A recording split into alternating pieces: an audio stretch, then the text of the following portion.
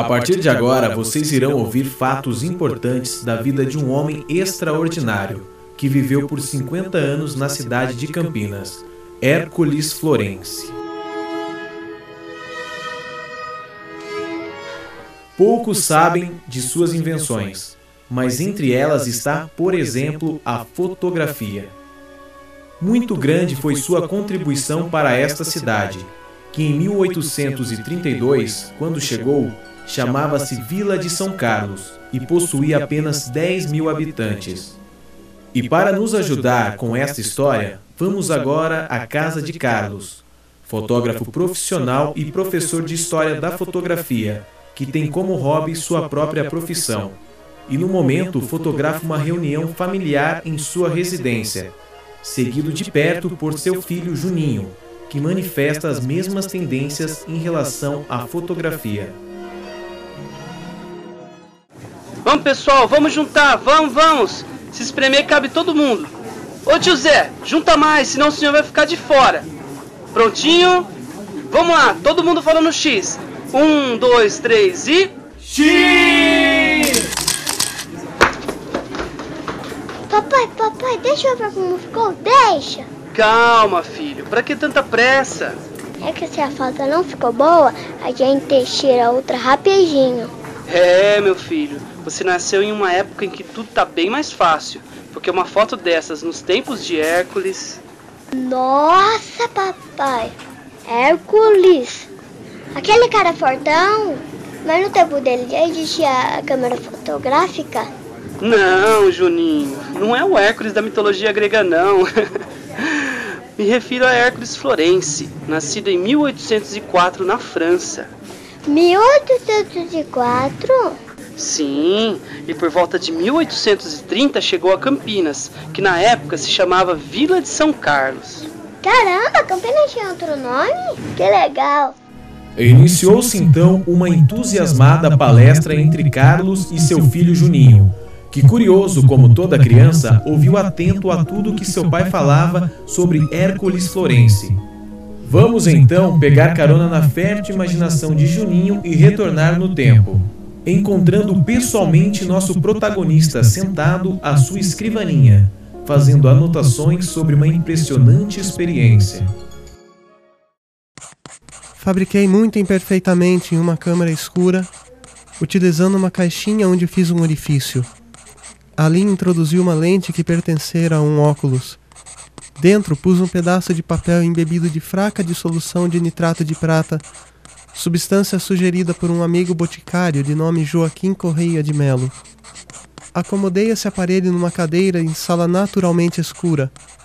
O objeto que se representava na câmara escura era uma das janelas com vidraça fechada.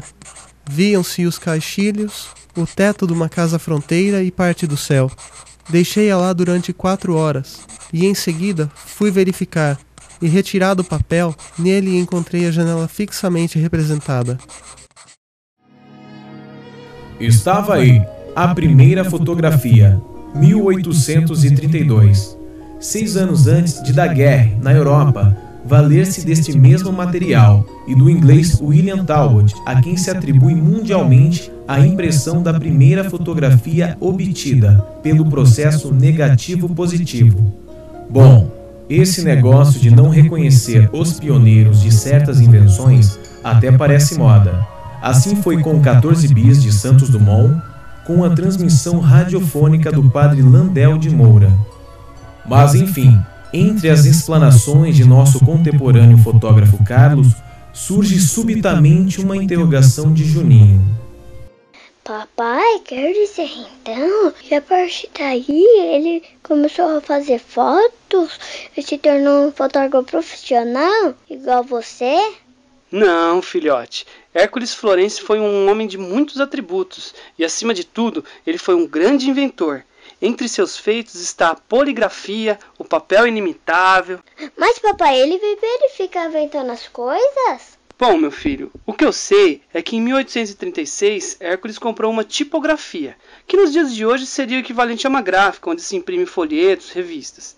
E a partir de 1842, ele começou a imprimir ali o primeiro jornal do interior da província de São Paulo, que se chamava O Paulista.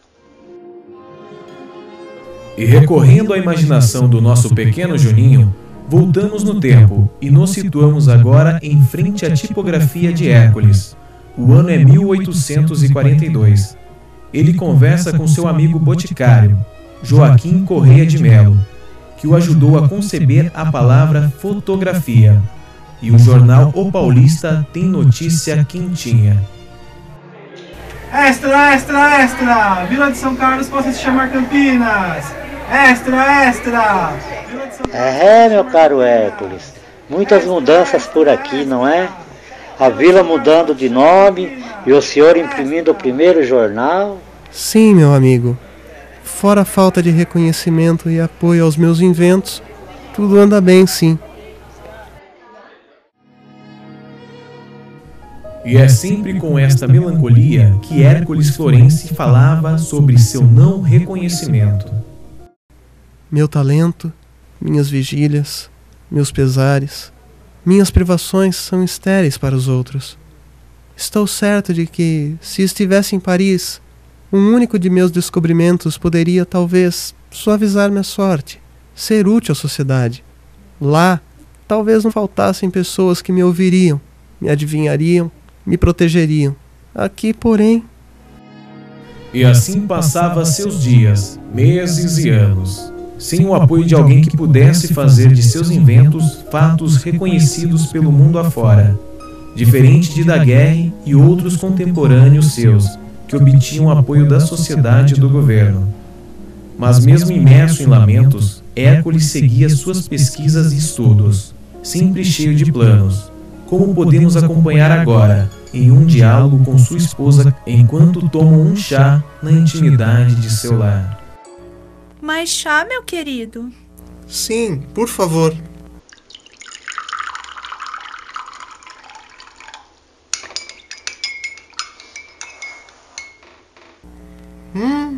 Delícia, mon amour.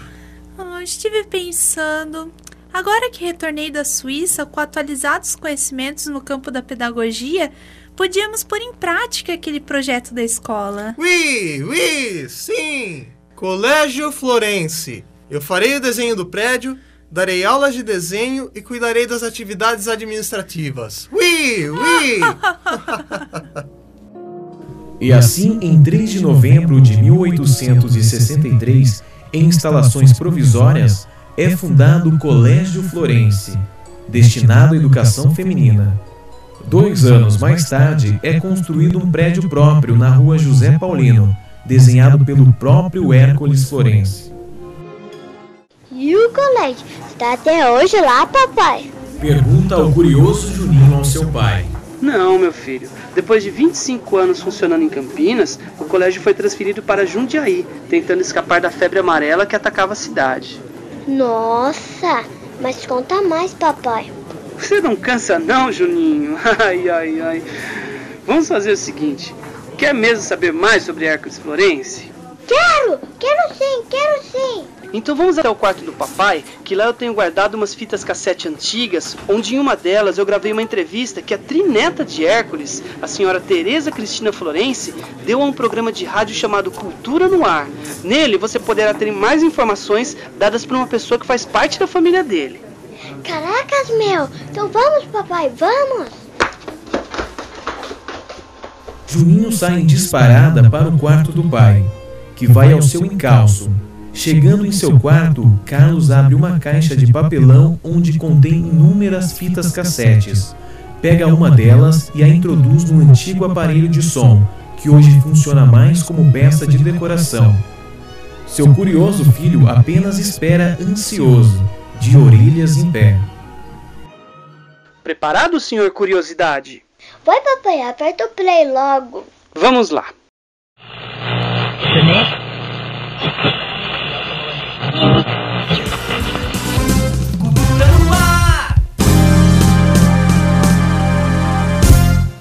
Bom dia, ouvintes! Estamos aqui para mais uma edição do programa Cultura no Ar. E hoje temos a ilustríssima presença da senhora Teresa Cristina Florence, trineta de Hércules Florence, o inventor da fotografia no Brasil. Ela será a nossa entrevistada de hoje. Bom dia, senhora Teresa! Bom dia, e bom dia a todos que nos escutam agora. Senhora Teresa, a senhora é detentora legal de uma série de documentos históricos que foram de propriedade de Hércules Florence. Que documentos são estes e qual o valor deles para a cultura de Campinas? Bem, os documentos são vários livros, inclusive o principal, que é chamado o Diário de Hércules Florence, onde ele relata todas as invenções dele e a viagem à expedição Langsdorff, que foi o ponto de partida dele aqui no Brasil. Aliás, alguns destes documentos foram furtados da senhora, não é?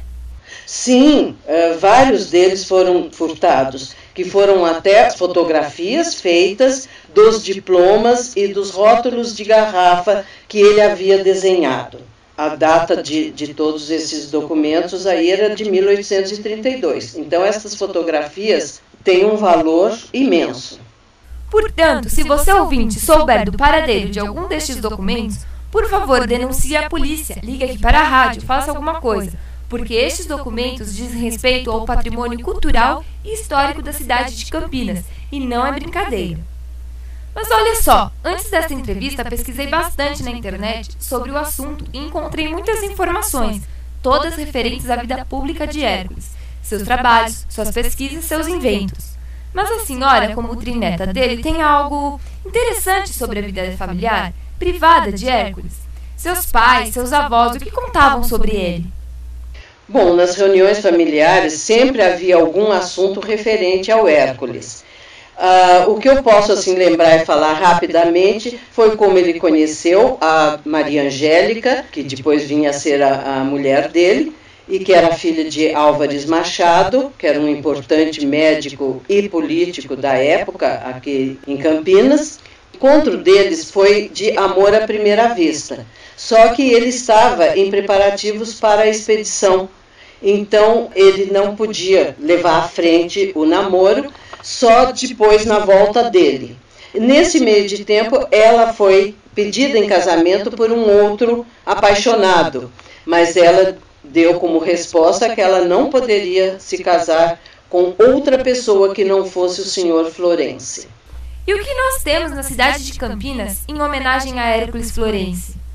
Bom, em 1884 foi dado o nome de Hércules Florence a uma rua de Campinas. Ela se inicia pertinho do Colégio Culto à Ciência, no bairro do Botafogo. E em 1963 foi inaugurado o busto de Hércules Florence no centro da Praça D. Pedro II, no Jardim São Benedito. E tivemos também a criação da Sala e Galeria Hércules Florence no Museu de Imagem do Som, através de uma lei municipal.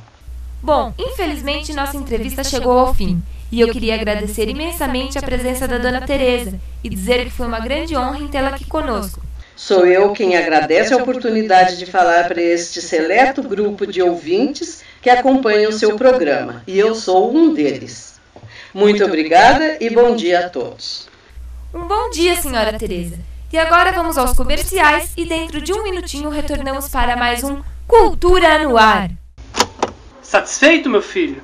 Ah, papai, mais ou menos. Agora eu fiquei curioso para conhecer ainda mais. Oh, meu Deus. Será que você vai ser professor de História da Fotografia assim como eu? Ah, não sei.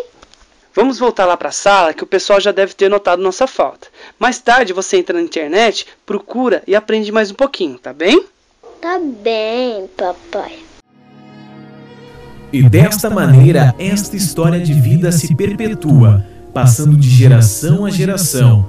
E você que nos ouve agora, pode ser também um disseminador deste patrimônio histórico, pois, se você hoje possui uma máquina fotográfica em seu celular, é porque um dia um homem inquieto em seus pensamentos teve a fixa ideia de desenvolver um aparelho que captasse a imagem através da luz. E este homem foi Hércules Florence.